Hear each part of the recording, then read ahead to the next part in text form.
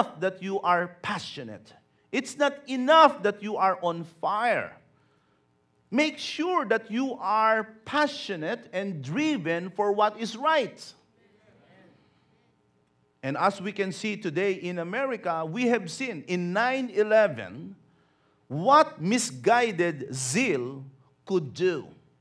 The people who hijacked those two commercial jetliners did what they did because they were zealous for their faith. But the problem is their zeal is not based on knowledge.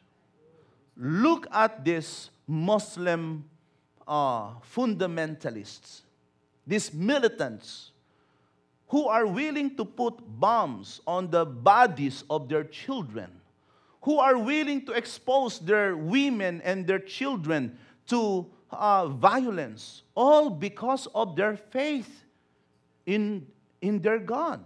They are zealous, but their zeal is not based on the right knowledge.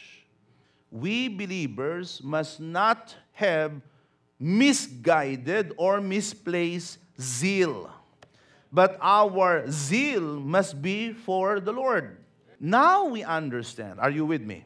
Now we understand why Jesus Christ did what He did. When He saw the temple being abandoned and being abused by people who have no faith or longing for the Lord. There was a time that Jesus Christ went to the temple and He saw that the temple were filled with merchants.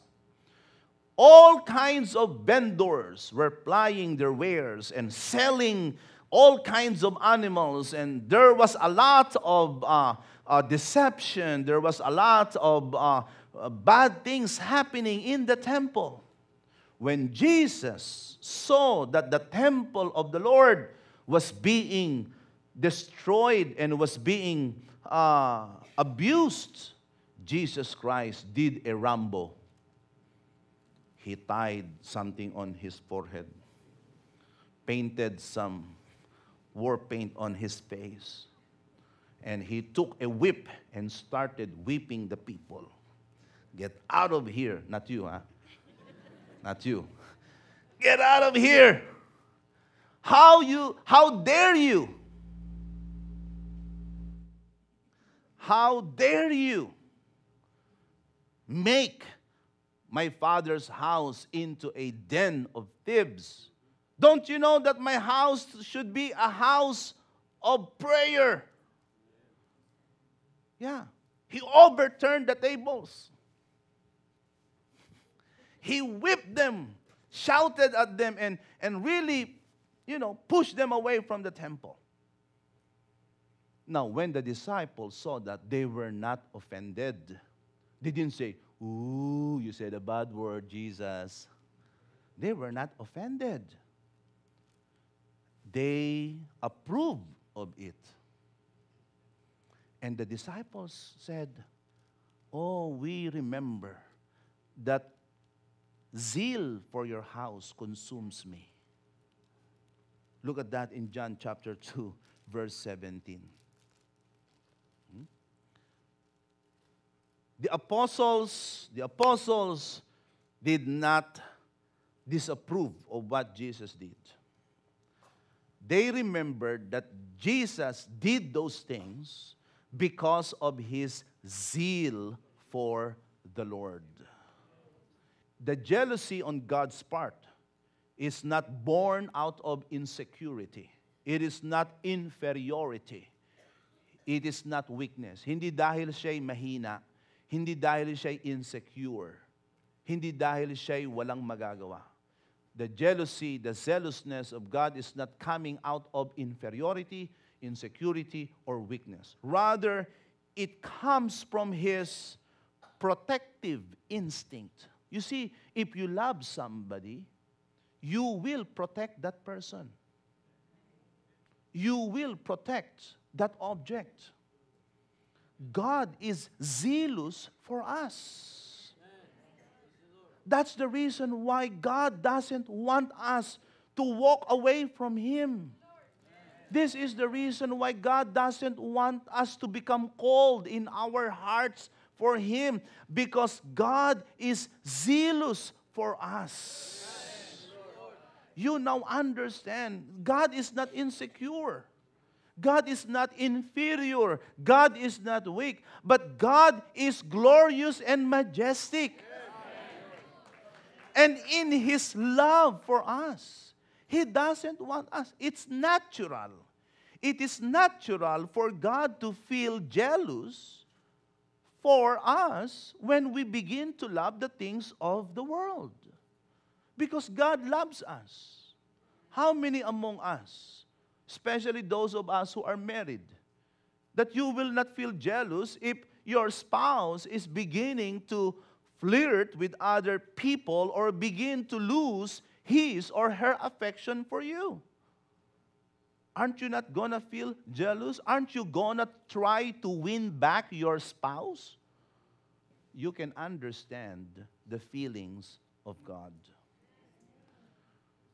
But then again, God is not insecure, because God protects whom He is zealous about.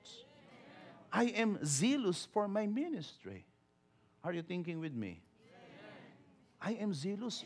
Maapoy ako, maningas ako, mahal ko aking ministry. Kaya ayaw ko na sino man sumira sa ministry ko at sa iglesia ng Panginoon. Mahal ko ang pamilya ko. I am zealous for my family. That's why I do not want our relationship to be weakened by anything. And I think you can identify with that feeling, because you have the same feeling towards your own household, towards your own family, towards your own career. Same thing with God. God wants us. And God will protect us. He would not let His people to be taken away from Him. He doesn't want us to stray, to be lost. That is why in the book of Isaiah, we read that, can a mother forget her nursing baby? In Isaiah chapter 49, verses 15 and 16. Can a mother forget the baby at her breast and have no compassion on the child she has born? Though she may forget, I will not forget you. This is the promise of the Lord for those people whom God is zealous for. God loves us. God is passionate about us. That He doesn't want us to be forgotten. And this is His promise and guarantee. See, I have engraved you on the palm of my hands. Your walls are ever before me. To God be the glory. If you are zealous for something, you will not let it become ruined. You will not let it fall apart.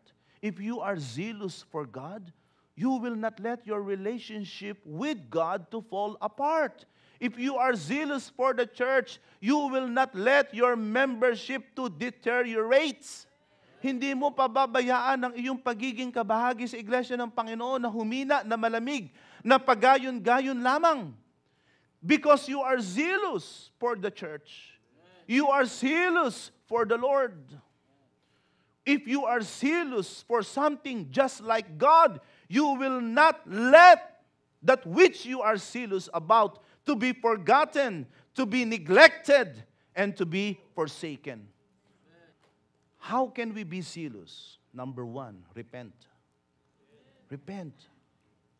Only by repentance, only by changing your mind, only by changing your heart, you can begin experiencing that zeal, that passion, that protective instinct for the things of God. That's the only time you will begin to feel like God.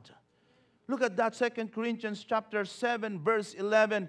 See what this godly sorrow has produced in you. What earnestness, what eagerness to clear yourselves, what indignation, what